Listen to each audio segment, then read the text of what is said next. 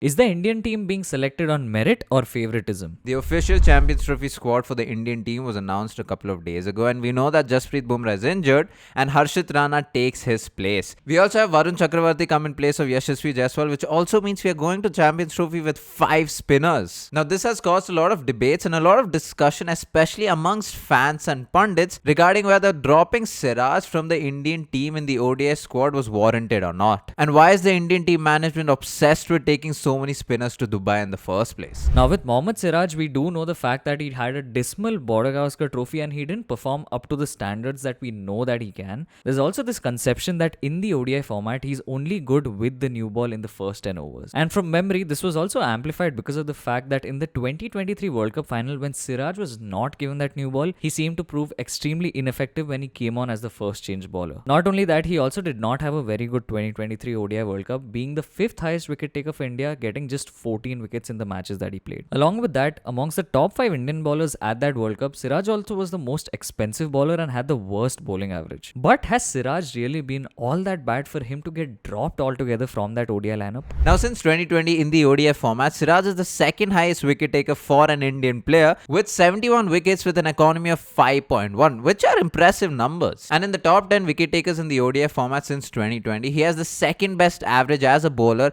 after Mohammed Shami. And the opinion that Siraj is good with the new ball is a fact. Since 2020, Mohammed Siraj in the first 10 overs of an innings in an ODI match has taken 41 wickets with an economy of 4.3. And this happens to be the best for an Indian bowler since 2020. He's by far better than both Mohammed Shami and Jasprit Bumrah. Not only does he have the most wickets, but he has the best average and strike rate. Now, to dive into that a little further, Mohammed Siraj has played most number of games. He's played 41 games, which is 11 more than second on the list, that is Mohammed Shami. He's bowled the most number of overs in the first 10 overs and yet has an average of 18, whereas Mohammed Shami, who's second on the list, has an average of 32. He also has a strike rate of 25, and second on the list in terms of wickets is Shami, who has a strike rate of 37, and these are insane numbers for a new ball bowler. Now these are Siraj's numbers when he opens the bowling. Now we wanted to check one more thing, and that was whether or not in the overs of 10 to 40 and 40 to 50, if Siraj's numbers are actually dropping and if he becomes an ineffective bowler, or if this is all just a myth. In the overs 10 to 40, Siraj has done a decent job, being the third highest wicket taker for India during this period. And if you compare Siraj to the other bowlers on this list, he's still got a pretty decent economy rate, strike rate, as well as bowling average, which is almost very similar to the other players on this list. However, when we come to the overs 40 to 50, this is where things take a turn for the worst for Mohammed Siraj. In these death overs, Siraj has not gotten a lot of wickets despite bowling way more than Mohammed Shami, who ended up getting a lot more wickets than Siraj did. Apart from that, when you compare Siraj to Bumrah as well as Shami, he has the worst performance in these 3 bowlers in the death overs. He has the worst strike rate, the worst average, and has also taken the least number of wickets. But this means that the death overs is the only period where Siraj has kind of struggled in the ODI format. But is this enough to warrant his drop from that Champions Trophy squad to bring in someone like Harshit Rana? Now, does this warrant Siraj being dropped? The answer would be yes, especially in Dubai, because you will only play 2 fast bowlers plus Hardik Pandya, the third seamer. Except it would warrant Siraj being dropped if Bumrah and Shami both made it into the squad. Now, we know that Bumrah is not making it into the squad, and Harshit Rana has officially replaced Mohammed Siraj. Now, Siraj being one of your top bowlers for the Indian team in the last couple of years in the ODI format, it would have been automatic for him to be selected with Jasprit Bumrah being injured. Now, the other bowler that's been selected with Harshit Rana and Mohammed Shami is Arshdeep Singh. One of the reasons why Mohammed Siraj may have been dropped is because of the amount of workload and what his body has gone through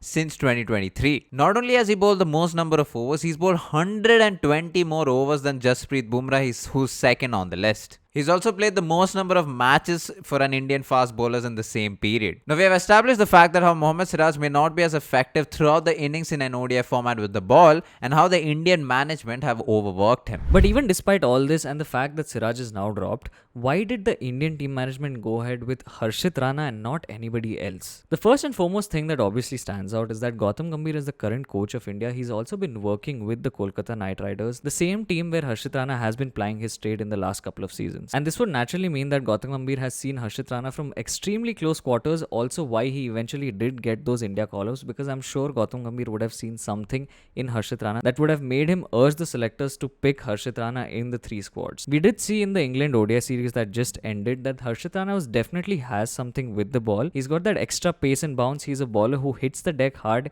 has good speeds, and in general comes in handy when it comes to those middle overs. Along with this, he's also someone who's definitely worked on his game in the death overs. In the overs of 15 to 20 in the T20 format, he's done fairly well with an economy rate of just 8.7, and he's also picked up 14 wickets. Another fast bowler in the squad who now in the absence of Bumrah should start in the playing level for India is Arshdeep Singh. While Arshdeep Singh has only played a handful of ODIs, his T20I experience is something that eventually led to him getting selected in this Indian ODI squad. A lot of people might say that he's played way too less number of ODIs, and that means that he's going to be extremely inexperienced to come into a big tournament like the Champions Trophy. But the fact of the matter is that Arshdeep Singh has played multiple T20 World Cups. He knows how to handle that pressure. Above all, he's good with the new ball as well as the old ball. He gets swing up front, and he's also good at the death with his bouncers as well as Yorkers. Not only that, he was also the highest wicket taker in the recently concluded Vijay Hazare Trophy, which is the 50-over domestic tournament played in India, where he got 20 wickets in just 7 innings at a bowling average of 18.2. And if all of this wasn't enough, Arshdeep Singh is also the highest wicket taker for India in the T20I format, and he still is extremely young. Now, the other thing that's talked about a lot amongst the Indian fans and the pundits is why are the Indian team management taking 5 spinners to Dubai? Even though a lot of stats and previous records in Dubai say otherwise, and how it has favored the fast bowlers in terms of wicket taking. We have made a whole video on this. If you haven't checked that out, go check that out. Now, you have to keep this in mind that we only have 2 specialist spinners in the squad in the form of Kuldeep Yadav and Varun Chakravarti. Now, the other 3 spinners in the form of Jadeja, Akshar Patel and Sundars are all-rounders and not outright spin bowlers. Now, this is why we come to the point where Gautam Gambhir clearly prefers all-rounders in the squad,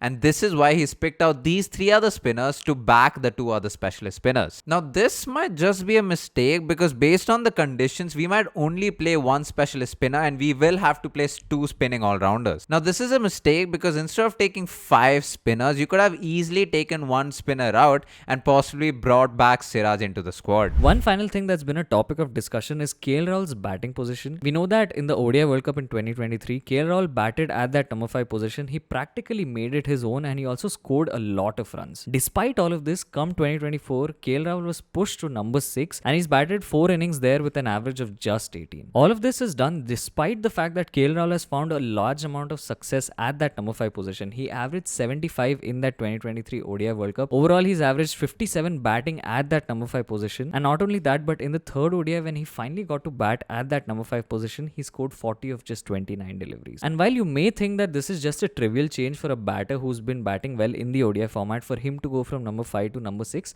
but that definitely is not the case. Consider a situation like that first match in the World Cup against Australia where India were reeling at 2 for 3. That's when you needed someone like a KL Rahul to come in at that number 5 spot to solidify the innings and take India across the line. Now with him coming in at number 6, that is something that might change and India might be in a more dire situation. Also considering the fact that Rahul is a batter who's suited to those pressure conditions, it makes no sense to unnecessarily move him down one spot. And the only real reason that we can think of as to why KL Rahul was moved to number 6 was for Gautam Gambhir to satisfy his left-right hand combination obsession. Now we are not saying that Akshar Patel when he came in at number 5 did not do well for the squad, but it feels like it's something that does not need to be done in every game. He can be used as a floater and should be used only in certain conditions to bat at number 5. Now talking about sticking with positions, we need to make sure the top 4 of the Indian team, that is Rohit Sharma, Shubman Gill, Virat Kohli and Shreyas Iyer plus Hardik Pandya in the middle order should be back throughout the tournament regardless of their performance. Now making changes in the middle of the tournament will not make sense because you're bringing in players without match practice, and doing this especially in a format like Champions Trophy, which is basically almost a knockout tournament, because if you lose a match the chances of you qualifying reduces. It becomes very tricky for the player to come in and start performing straight away. They've also shown in the England series that all of these guys are reliable and scoring a lot of runs. This has been our video on the Champions Trophy, the last minute changes in the selection and how these things might or might not help India win the Champions Trophy. If you've liked this video, definitely drop a like, share this with your friends and subscribe to our channel. Most importantly, we put out videos every Tuesday and Friday. All of our links are in the description. We also have an email newsletter, so definitely sign up for that.